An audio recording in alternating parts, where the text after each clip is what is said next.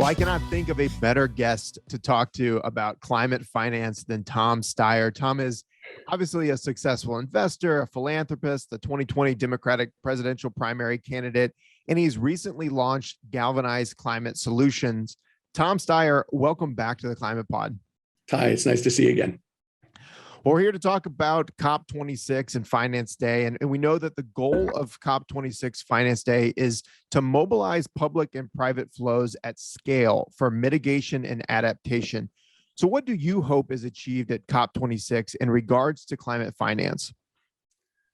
Well, I think the whole point of this conference from a private side is both to give people a chance to talk about what's happening already, put people in the same place so that they can make connections, so that we, as a climate solutions community, can work together better after COP, and to give each other a chance to understand where different parts of climate solutions stand, what the holes are that need to be filled, but also, to really get a sense of how powerful this private sector investment and corporate movement really is to come up with the solutions to this crisis. What do you think that governments can do to increase private finance and climate solutions? Well, look, I think that the government sets a framework for, if you think back to what's really happened in climate, you look at the increasing use of solar and wind power. That didn't just happen. Governments gave subsidies to allow those technologies to reduce costs by more than 90%. For that to happen, they had to be encouraged and supported so that could happen, so that now that they're, substantially less expensive than fossil fuel-based electricity. Electric vehicles had to be supported because you've got a new technology competing with a technology that's been around for well over 100 years. So of course, the 100-year technology has been working out, all of the efficiencies over time, whereas the new technology needs a chance to do that. So part of this is supporting and subsidizing young industries so that they can replace dirty industries. I think that in addition, there's a very big issue here about equity and justice in the context of environmentalism and climate. We see it home in the United States of America, where the communities which breathe dangerous air, which drink dangerous water, are overwhelmingly low-income Black and brown communities.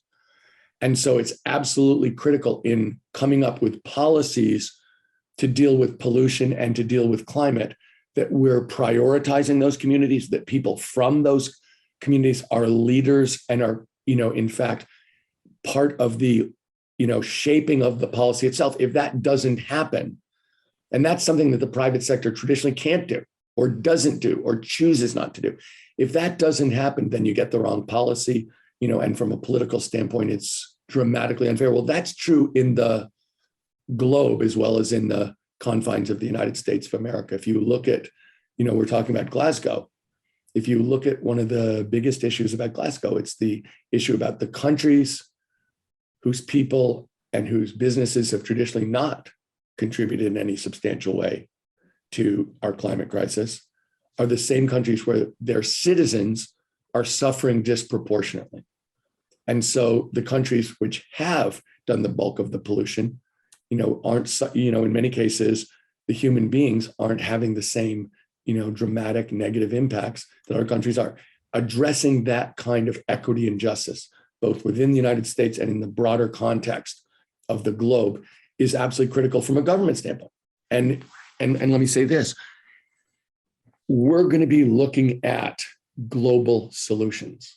For that to happen, I think we're going to be looking at something, Ty, where different kinds of money is going to have to come in, government money, NGO money, as well as private sector money.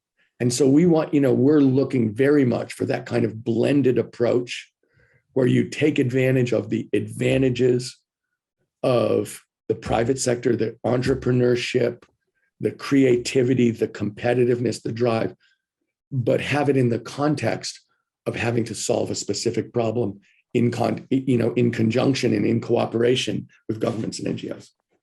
Yeah, and those technologies, those companies that are going to help address the the climate problems that you just talked about, they need money. And how much money is being invested now, and how much money needs to be invested in order to really address the climate crisis at the scale and scope necessary? Well, obviously, there's a huge hole there, Ty. The estimates are that every year between now and 2050, the world has to invest $4 trillion in climate solutions. And we've been investing somewhere between 800 billion and a trillion. So we're investing about a quarter of what we need to do. And, this is not an option. It's not like, we can go at any pace we choose to do. That's not true. This is a cumulative problem. Winning slowly in climate, solving this problem slowly is the same as losing, because this is a time-bound problem. So if you come up with all the technologies and all of the investment and all of the solutions too late, then that really is the same as doing nothing. I mean, why do you think there hasn't been more private investment in climate solutions thus far? Well, I think that, there has been, in my mind, an extended conversation in the United States of America and around the world about how serious this problem is and whether, we really need to address it. I mean, I've been working on this for about 15 years. And if you go back, 15 years ago, a lot of the businesses, certainly the Wall Street Journal, certainly Fox News, but also, what I would think of as mainstream reporters, basically were questioning whether this existed, whether this wasn't a scare tactics. They demonized the scientists and said they're making this up so they can get grants. Do you remember those days? You may be too young to remember those days. But there were, and that's, I couldn't believe it. I believed when I started working on this that this was a huge opportunity for America. There was a huge opportunity for us to create new businesses and create, real world leadership and good paying jobs to do what America does. There was an opportunity for us as a country to pull together to solve a problem and to do what America does, which is lead economically and morally. And that it was just a dramatic opportunity for us to stand up for what's right, which is, the whole tradition of America. If you had told me that we would have a, extensive conversation about whether science is real, about whether we should be acting as a country to protect ourselves and to lead the world and create good paying jobs, I would have said, that's hard for me to believe because we're Americans. That's not, we face up to the truth. We deal with the truth. We come up with the answers. And I think we're finally there, Ty. I think, we've been in the conversation mode. I think that conversation is over. At this point, if you're denying climate, if you're denying that we need to do something, you've made that choice. It's like you've had 1,000 chances to say, look, I know the evidence is overwhelmingly that we need to do this. You've chosen 1,000 times to deny it. So it's like, okay, overwhelmingly, look, 73% of the people in the world say they would be willing to change their consumption habits to deal with the climate crisis. 73%. Now, that leaves 27, 100 minus 73, still 27. That's a bunch of people. But you know what? Rather than spend time trying to get the last person, what we need to do now is execute. And that's where the privates look. I think we're going to have an explosion of private sector answers here. It's attracting incredible people who are saying, okay, I want to be part of this solution. It's attracting a lot more money. It's, everybody is getting on the bandwagon. If you look at corporations over the last,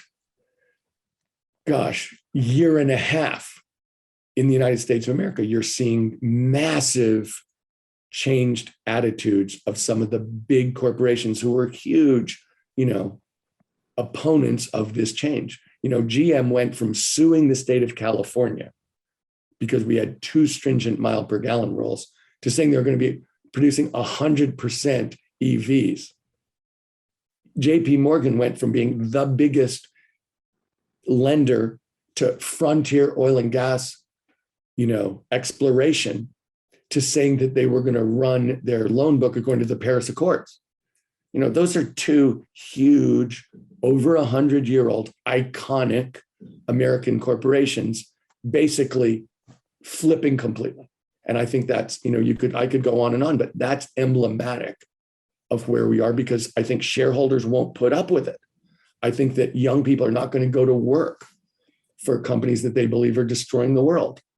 And so I think that there's been a dramatic change in the private sector, and we're going to see, I think when this gets going, it's going to have a dramatic momentum. And that is, in and of itself, is going to change the politics of it. But we've seen, similar interests from VCs and private equity in clean technology before. You said you've been doing this for 15 years. I am old enough to remember the clean tech boom and bust that took place in the latter half of the 2000s. So what makes you think this time is different? Well, I think that, first of all, I think that the dollars that are associated with it are completely different time, honest to goodness. I think that if you just look at the numbers, you'll see that that's really different. I also think that if you go back, let's go to 2010. If you're looking at solar or wind or the basic things, those were promises. It's like, we're going to get there. It's like, really? You're going to get there? Yeah, really, it's possible. And we're going to have electric school buses. Sure you are. That's a promise. Those aren't promises anymore. If you look at what it costs to generate, a kilowatt hour, wind, solar, natural gas, coal, it's like the days when the cheapest thing to do is to burn rocks is over forever. It's not a promise anymore. It's a fact. If, the promises about school buses, school districts across this country are buying electric school buses. So then it was, this could happen. And there were a lot of things roads they went down that didn't work. We're seeing an explosion of talent. There are serial entrepreneurs who have done this, IT startups, information technology, software startups who are like, no, I want to be doing a climate startup because we need to solve this. I know that you live in Indiana, and I think attitudes about climate are very regional in the United States, because, I've traveled a lot around this country for political reasons as well as for business reasons. And I've taught, I love to meet people and hear what they have to say and try and get a gauge of, where their heart is, not just where they are intellectually, but, kind of what the things are that really stir them. On the West Coast of the United States, there's been such a threat of fire for everyone. Everyone thinks their house is going to burn down. And so people here are like, we absolutely have to solve this. I think in the rest of the country, people know that, but the level of anxiety, the level of emotion, the commitment to, immediate fierce action is different. And I think that level of action where people are just going like, no, this is not an option. We're not discussing this. We have to do this, has really taken hold here. And so I think that's really changing kind of the level of commitment, both emotionally, but also in terms of dollars and time spent, people who are willing to say, yeah, this is what I have to do with my life. Yeah, I think you're right. I mean, clearly now we have a lot more proven and scalable clean energy technologies than we did even 10 years ago. And we've had a lot of guests on this show, from Dr. Leah Stokes to Saul Griffith to Dr. Michael Mann, and they all say that we don't need new technologies to decarbonize. We just need to deploy the technologies that we have at scale. So do you think that money should be, see, I think I already know your answer, but should we be investing in new technologies or finding ways to deploy more of the proven technologies that are already available to us? So my answer is both.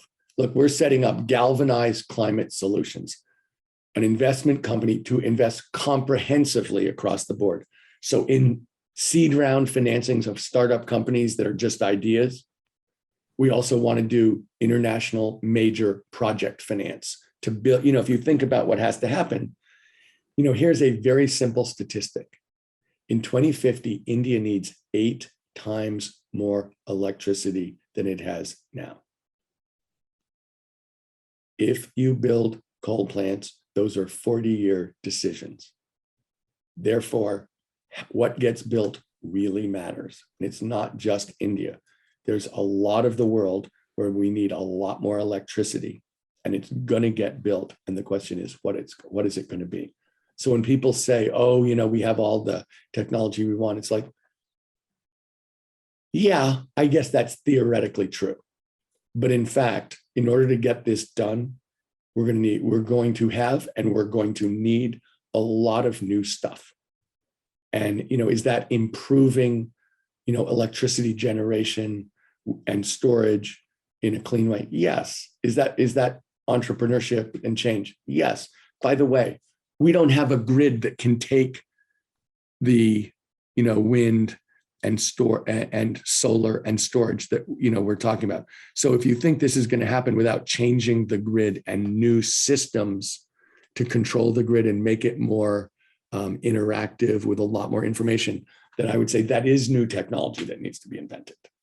So I look, we are going to see an explosion of change in this, like we saw in information technology, and we have to. And, let me give you another example, Doc. Okay, we as a globe emit somewhere around 42 to 50 gigatons of carbon every year, carbon dioxide. We're not getting to zero, right? We're getting to net zero, which means, yeah, we're going to continue to emit some CO2, but we're also going to suck out of the air an equivalent amount or more of CO2 and sequester it in the ground. That doesn't exist right now. So when they say we already have the technology, it's like, really? Because, by the way, that industry doesn't exist. Or if it does, it's in a very nascent stage with a fraction of what we need, and where the ability to do that at scale consistently, which is a critical thing, where we're talking about, the estimates are really broad, but, they go from as low as 5 gigatons a year to 20 gigatons a year. Look, that doesn't exist. So when people say, do we have the ability to do wind and solar all over the world? Yeah. Do we have an electric vehicle that, you can drive now? Yeah. Do we have a place to charge it? No. There's all kinds of issues where we're going to have, but so what? Basically, when I talk about this, you're basically saying, am I going to bet on the intelligence, ingenuity, hard work, and creativity of human beings and around the world and in the United States of America? I want to make that bet every time. Or am I going to bet that we're going to sit here stupidly and kill ourselves by burning rocks? I don't want to make that bet. I want to be on the side of creativity and justice. And in particular, making sure not just that we do this, but we do it in a just and equitable fashion, that we're aware we're trying to avoid unimaginable human suffering. So if that's what we're trying to accomplish, why don't we do that in a just way? Understand that the average it's not just the same for everybody, that we have to do this in a way that protects people, in where they are and how the world treats them. Clearly, you're making that bet with Galvanize. You and Katie Hall launched Galvanize Climate Solutions. Tell me more about Galvanize Climate Solutions and its goals. Look, our goal is to invest comprehensively in climate solutions.